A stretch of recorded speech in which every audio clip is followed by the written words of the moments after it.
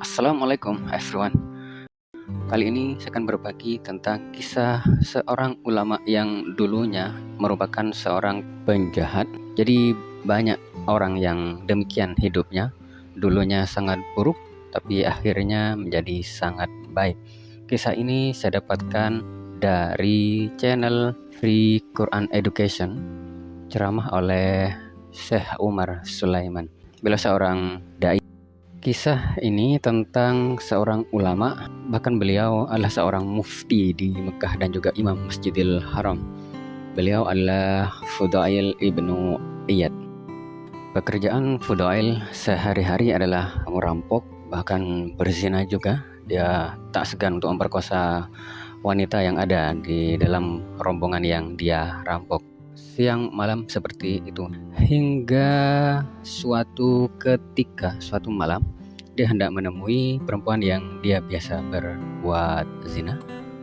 Nah, saat itu dia menuju rumah perempuan tersebut.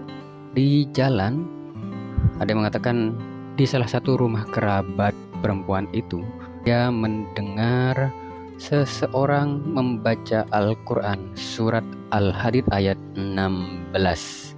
Surat Al-Hadid ayat 16 yang artinya, apakah belum tiba waktunya bagi orang-orang yang beriman agar hati mereka khusyuk mengingat Allah dan apa yang turun dari kebenaran, yaitu Al-Quran.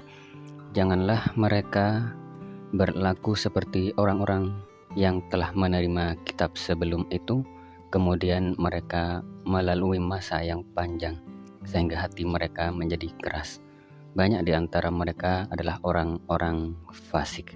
Demikian surat Al-Hadid ayat 16.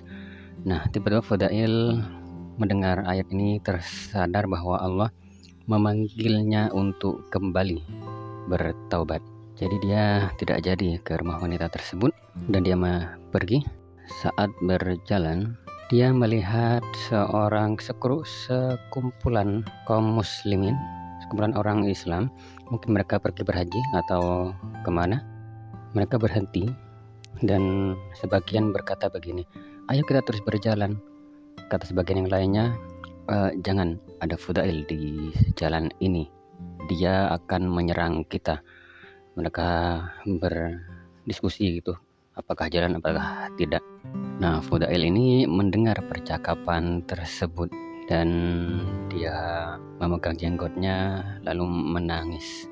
Jadi dia berkata dalam hati, dia sadar bahwa selama ini dia mengisi hari-harinya berbuat jahat kepada kaum muslimin.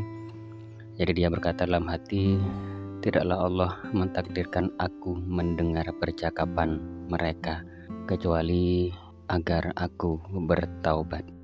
Setelah kejadian tersebut, ternyata Fudail mendapat hidayah dan bertaubat. Lalu dia pergi ke Mekah dan menetap di Mekah.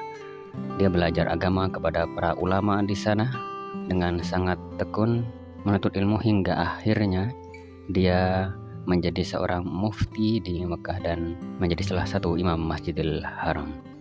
Demikian kisah Fudail, semoga bermanfaat.